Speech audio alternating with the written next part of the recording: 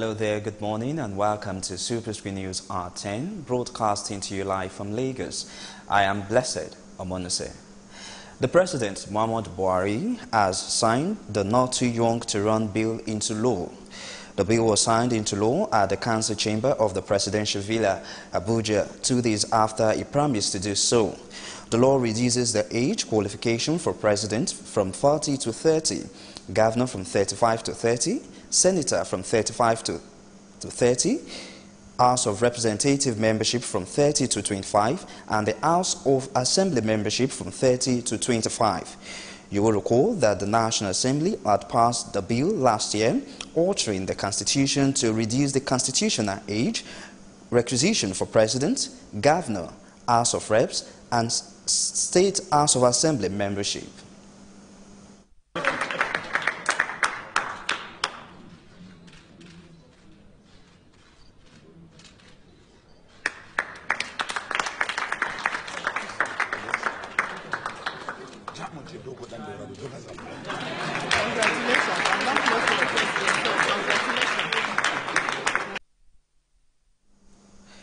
President Muhammad Buhari has been commended for signing into law the Not Too Young to Run bill.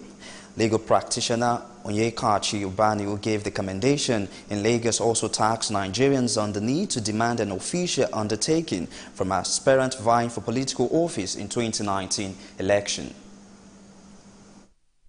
I commend this particular measure and the step that this government has taken with regards to that, because that is what we have found in other countries that are developing. They take time to build their leadership. They take time to groom their leadership, who takes over. And then when they do, they see that the country is moving at a very faster speed. But over time in this country, we have never in any way groomed our leadership. Anyone who has been there in the 60s, we keep on re-electing them and keep on recycling them, and we have not seen much improvement done in our governance as a result of this recycling of old people who have no new ideas of running governance. And so for people now to see down and say, look, we have a lot of young ones who are very patriotic, and they have the zeal, and they have the experience, and they have the knowledge. This is what we call not even computer age. We are now internet age. Under 1 second, any information you require in the world, you get it. So it's no longer jet age. We have passed that age. We are now in internet age. And that age is a very fast, so fast an age that you don't need now begin to wait for old men whose ideas are clearly a cake, are clearly not in consonance with running good governance in a modern society. Let Nigerians demand that any aspiring public officer should swear to a written affidavit on oath on how he will embark on restructuring Nigeria upon winning an assumption of office. Of the nation, ban a call on the federal government to give room for restructuring of Nigeria. According to him, the present structure in the country is faulty and is responsible for the nation's low pace of progress, urging them to consider the 2014 National Confab report under former President Goodluck Ebele Jonathan. Nigeria has a fundamental, foundational issue which we need to do with. But unfortunately, we have failed, we have refused, and or neglected to deal with it to our own great detriment. Now, previous and past government have paid lip service to it, even when they found out the truth that the country cannot make much progress with the present structure in place. The present structure is bogus, it is over-bureaucratic, it is over-centralized, it is very oppressive, it is devoid of justice and equity. The worst sin of this present structure is the near absence of mechanism for efficiency and prudent management of our God-given resources. The structure encourages laziness. It encourages lack of competitive spirit that was prevalent in our polity in the early 60s due to the apparent adherence to the tenets of operational federalism. Practitioner Barrister Ubani speaking there.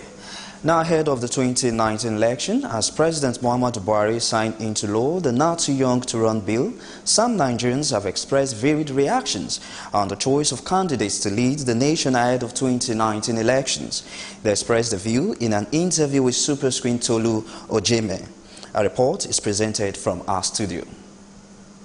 As the 2019 general election draws nearer, Nigerians have continued to react on the preferable choice of candidate in oppositions electionable in the country.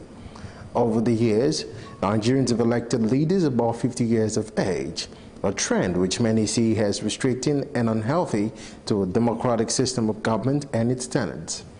They are of the opinion that the older generations should retire to advisory roles for the younger generations who they feel should be the ones to rule. If a younger candidate can come out, that it will be more preferable than all these old cargo recycling.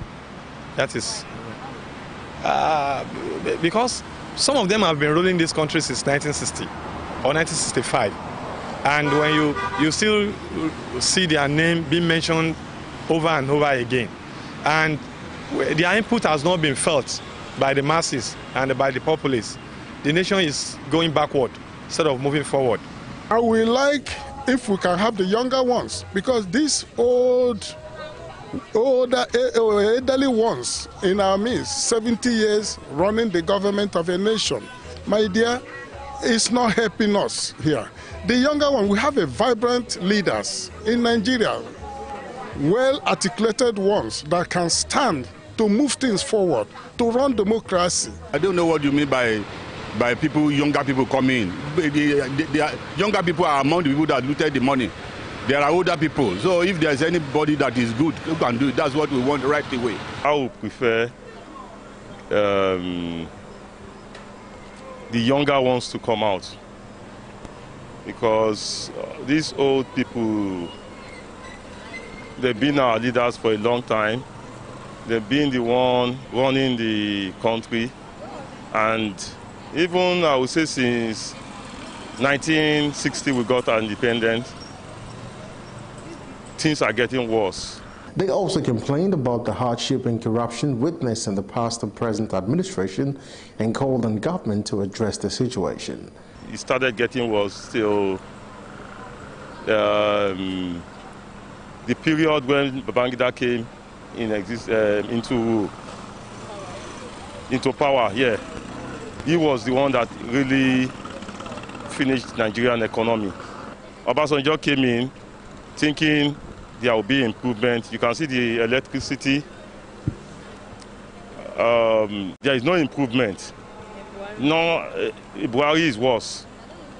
This Buhari regime, though people thought they are voting Jonathan out for change, we need younger ones to start taking charge of the country. Why we've not seen the effect or the significance is because of the leaders we have. The leaders, they have not been able to live up to date to practice the real democracy. That is why it seems that it's not somehow working in Nigeria government. In the area of infrastructure, like roads, network, and so many other things like that, even the electricity has improved. Then the recovery of our looted funds is very, very. They are making progress in the area of recovery of our looted money. The federal government needs to do a lot about our economy. Because our economy is under shambles. Under this administration, I think the Nigerians are finding things are difficult. Nigeria are finding things difficult. There is hardship in the society.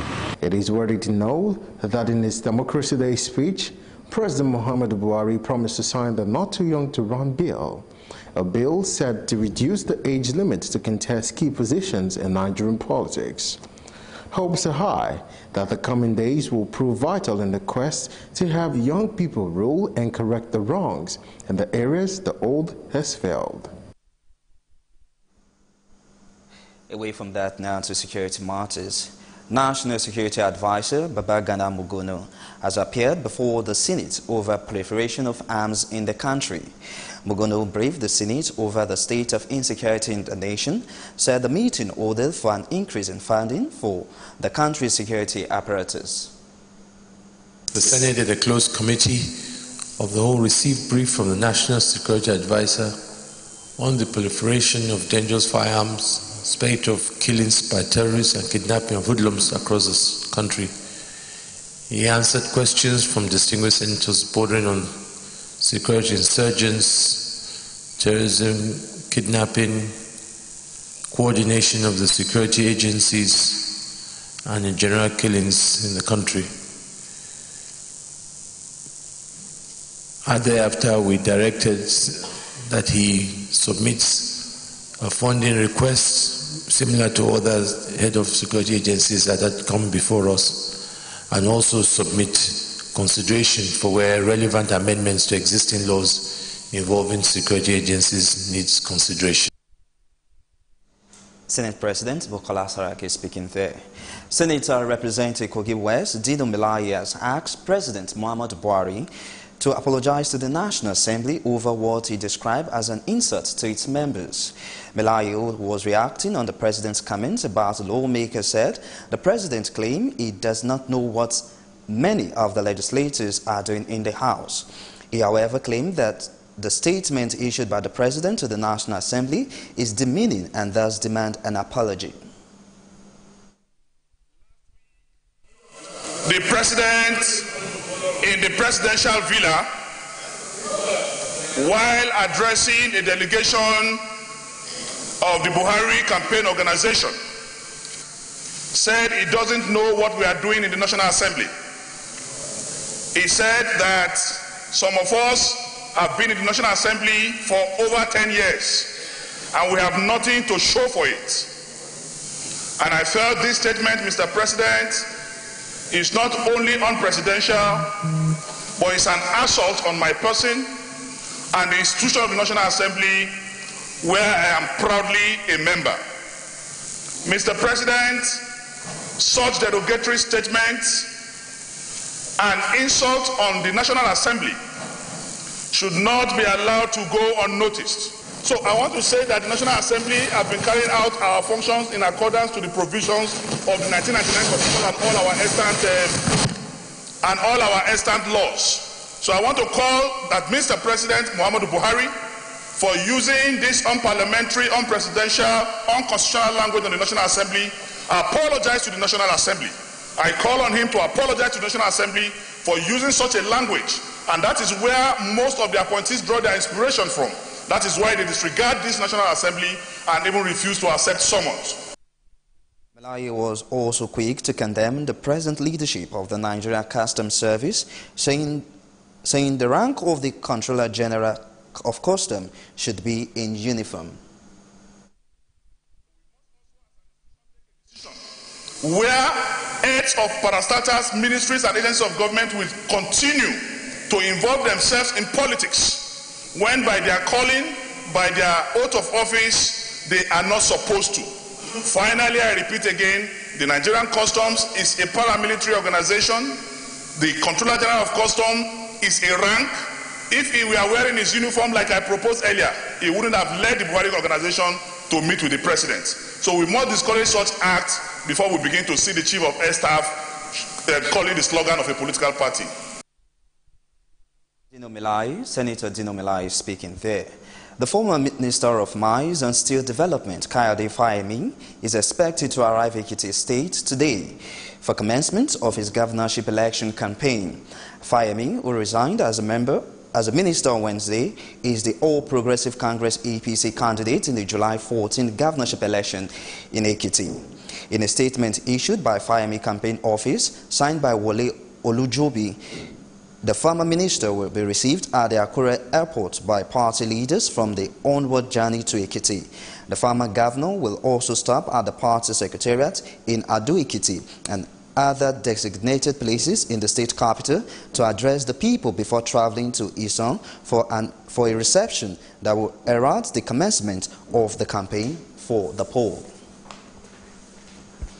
The Nigerian Association of Resident Doctors, NAD, says it cannot guarantee industrial harmony after a rescheduled meeting on June the 2nd. The NAD Publicity and Social Secretary, Kaduna State Branch, Ugochukwu Eze, disclosed these to journalists in Kaduna. He said the 21 days grace handed over to the federal government to resolve all lingering issues, as well as the recalling of its members sacked by the Jos University Teaching Hospital, JUTS, elapsed on Thursday, May the 31st. You're watching Superscreen News at 10. We'll take a short break, and when we return, we'll bring you business news. Stay with us.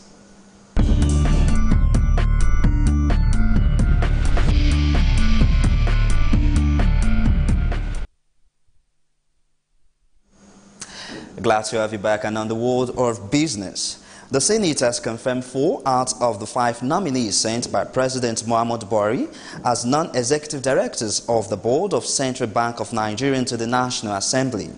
Chairman of the Committee on Banking, Insurance and Others Financial Institution, Senator Rafiu Ibrahim, said the committee has duly screened the nominees.